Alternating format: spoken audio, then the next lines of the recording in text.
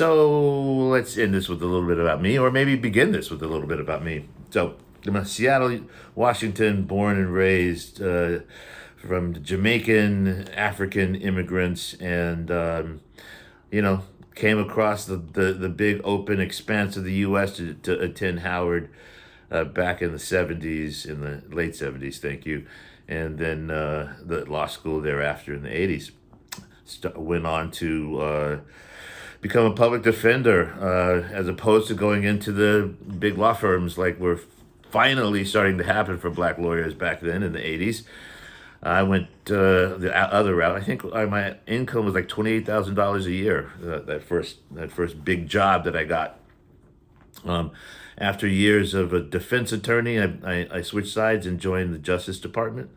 Went down to the Virgin Islands and became the chief of the Major Crimes Unit and the head prosecutor for homicides and murder investigations, things of that nature. Also sworn in as an assistant United States attorney, an assistant attorney general for the Virgin Islands as well, and took down some big cases, the largest cases in the history of the islands. Got into a scandal down there. It was a crazy, ridiculous thing.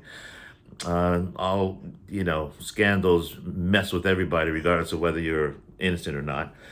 And then I left the islands after a stint as a general counsel for a bank. Went to another bank in Chicago. Felt like a bull in a china cabinet and left and came back to DC. Re-established my sort of connection with Howard. Became a debate team coach. Continued teaching. And just things like that. The career and then started things out on my own. I actually was a curator for the Smithsonian, and I worked with Camille Cosby at her National Visionary Leadership Project. That kind of gave me some ideas about starting a company, and I did, and jumped into sort of the public notice space, and wanted to change the way people were engaged with the regulatory scheme at the local levels, and did some work trying to do that. And that's where I got connected with IBM Watson and the guys there at IBM, which was a great team.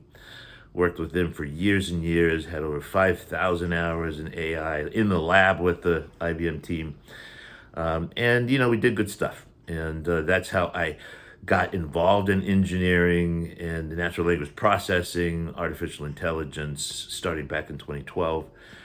And I've been involved ever since. Doing a whole bunch of different things. But I'm here now. I know this stuff will work for the intended beneficiaries here, the teachers in the special needs instruction space. And that's why we are taking so much time and energy to bring this to you and teach you the best practices and how to use this. It's going to change your life. It's going to change may not change your life, but it'll change your professional life in that way. So that's for sure. We know that much. Welcome to the class, and I will be your instructor and look forward to working with you, whether it is one-on-one on a one-on-one Zoom call session, or whether it's virtually through one of the recorded sessions that I'll be making available of the class. Thanks.